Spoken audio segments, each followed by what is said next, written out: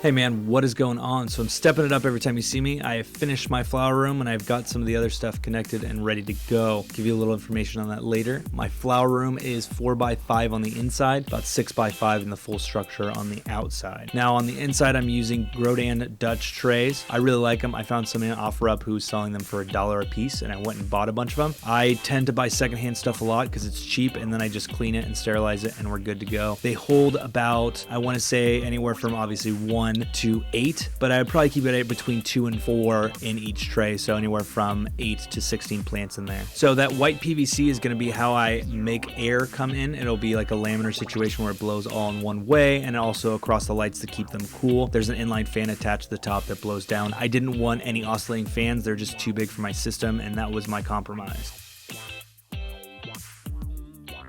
So this is how my water chiller system works. I have a manifold system that goes and plumbs out to each one of the rooms that has a radiator attached to it, and then it goes through the radiator and back down into the water chiller. The water chiller has its own pump, and then I also have a condenser pump that pumps out all of my drain water through and over to the sink, which is really nice.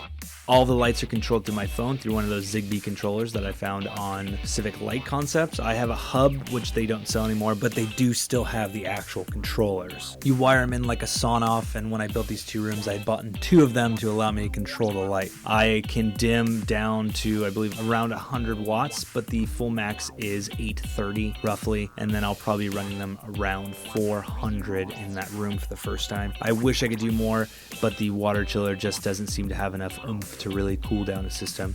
And now that it's getting into the warmer summer months, it's kind of a problem, and I don't have a solution to that yet.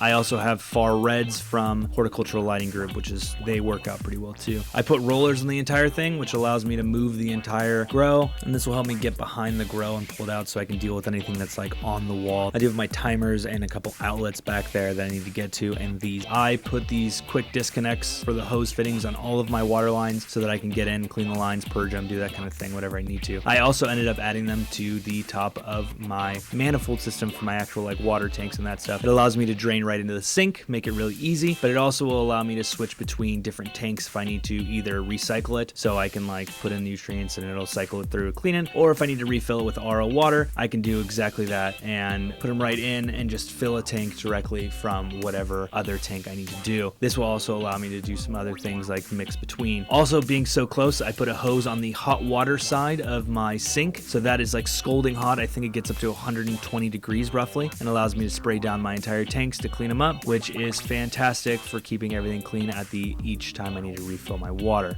So that was a quick overview. You'll see it again soon, but thanks for joining me, you guys, and until next time, grow it funky and keep it fresh.